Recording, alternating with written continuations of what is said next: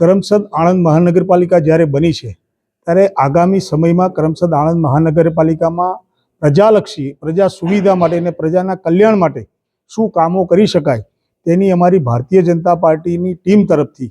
અમારા સાંસદશ્રી, અમારા જિલ્લા પ્રમુખ, અમારા શહેરની બોડીના કાર્યકરોની લાગણીને માગણીને લઈને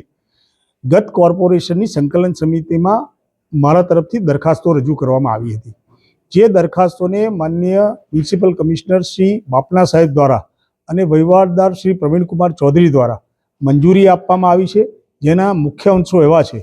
કે આણંદના મધ્યમાં આવેલા મુખ્ય તળાવ ઉપર બંને તળાવોને ભેગા કરીને ત્યાં કાંકરિયા મિની થીમ ઉપર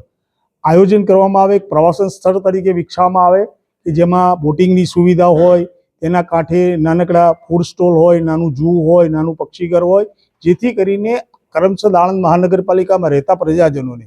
એક પોતાના પરિવાર સાથે એક પ્રવાસન સ્થળ તરીકે વિકસાવવામાં આવે અને એમાં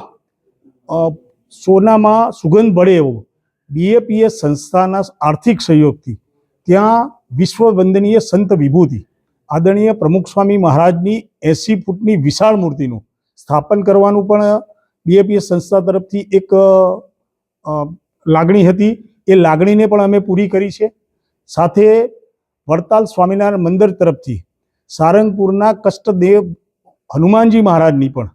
એક વિશાળ કદની, પૂર્ણ કદની મૂર્તિ મોટા તળાવમાં મૂકવામાં આવે એવી પણ તેમની એક લાગણી હતી, એને પણ મંજૂરી આપી છે।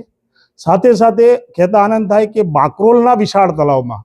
ચરોતરની સૌથી મોટી 100 ફૂટની શિવજીની મૂર્તિ એલિકોન કંપનીના સહયોગથી ત્યાં પણ આપે, એટલે આણંદ અને બાકરોલના બંને 2 તળાવો પ્રવાસન સ્થળ તરીકે વિકસાવવામાં આવે એવી અમારી માગણી સ્વીકારાઈ છે।